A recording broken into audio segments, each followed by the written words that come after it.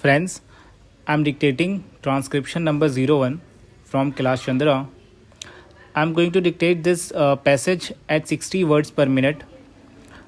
Students who have just finished their basic and are working on their speed, they will find it more useful. Passage will start in 3 seconds.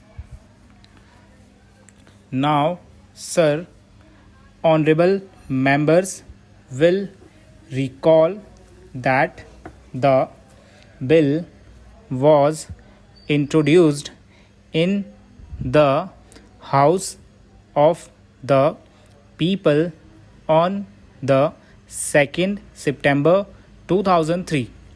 It has had a long history and in one form or another it has been before the public since the end of 1949. In the statement of objects and reasons, the various stages through which the bill has passed since 1946 have been summarized, and I need not recapitulate on this occasion the circumstances in which the then government of India took the decision in early 1946 to initiate an inquiry into the reform of our company law.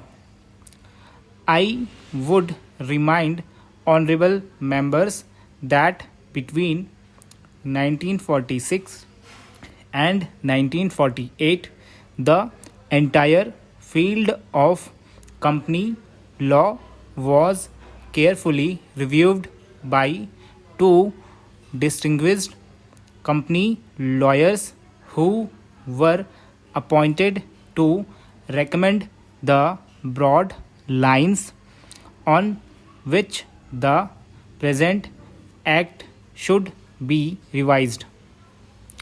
Their recommendations were examined in the then Ministry of Commerce, and certain tentative departmental views which emerged were circulated in a comprehensive memorandum to all recognized trade and industrial associations, bar associations, the high courts, and the state governments.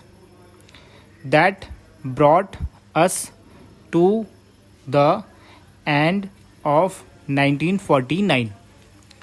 Many representations on this memorandum were duly received from chambers of commerce, trade and industrial associations, state governments, and the general public.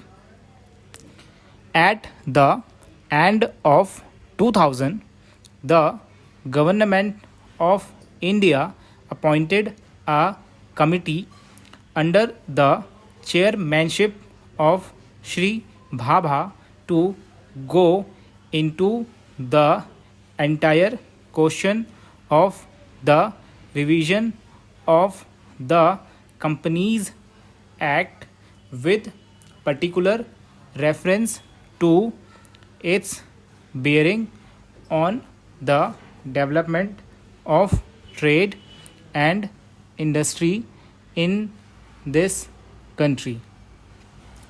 This committee examined a large number of witnesses in many parts of the country and submitted its report in March 2002. This report again was circulated to all state governments, chambers of commerce, trade associations, high courts, and many other bodies. At the same time, a special officer was appointed in the Department of Economic Affairs, Ministry of Finance, to examine the report in the light of the views received from the interested public and to submit proposals to government for the revision of the present act. The bill now before the House is based largely on the recommendations of the Company Law Committee, modified in a few particulars. Honorable members will notice that so far as public relations go, the bill has covered adequate ground. In a measure like the Companies Bill, however, which covers the entire field of the operation of joint stock companies, the limits of consultation and the discussion can never be exhausted, and I would like to inform honorable members that although the bill was introduced in Parliament over 7 months ago, our officers have been engaged throughout this period in further studies and informal discussions with the interests concerned, and on occasions I have also participated in such discussions. I have also given some further thought to some of the issues arising out of the bill, and I propose at the appropriate stage to bring before the select committee any changes in the provisions of the bill which seem to me to be worthy of consideration in the light of this further examination. Now, honorable members would have noticed that the bill contains 6 clauses and 12 schedules. I think it is probably one of the longest legislative measures in recent legislative history, but its size might be regarded as misleading unless I make a few comments. The bill is both, one must remember, a consolidating and amending measure. As mentioned in the statement of objects and reasons, this is the first opportunity which has occurred since 1923 for the consolidation of the Companies Act. Advantage has been taken of this opportunity to redraft several long and complicated sections in the present Act, which have been split up into a large number of clauses. This is the largest single factor accountable for the increase in the number of clauses in the bill.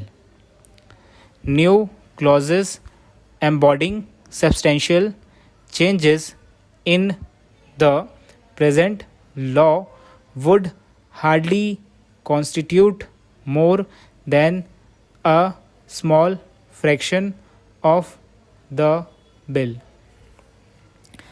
I would also draw attention to the structural changes in the bill to which a reference has been made in the statement of objects and reasons.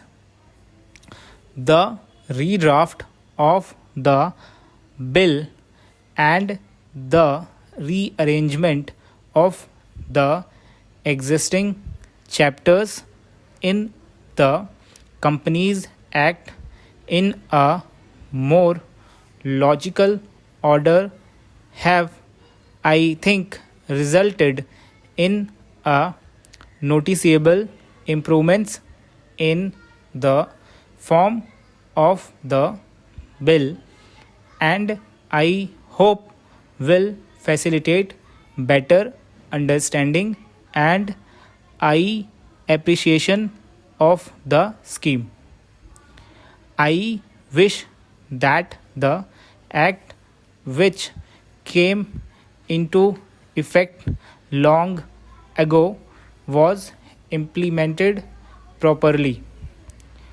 I know that the minister here is very earnest in implementing it, but unfortunately his colleagues at the state level are disappointing him.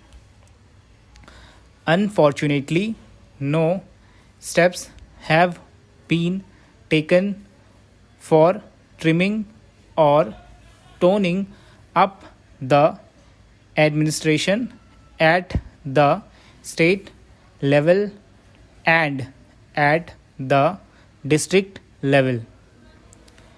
They have to be taken immediately. Guys, if you like this dictation, please like, share and subscribe our channel. Thank you.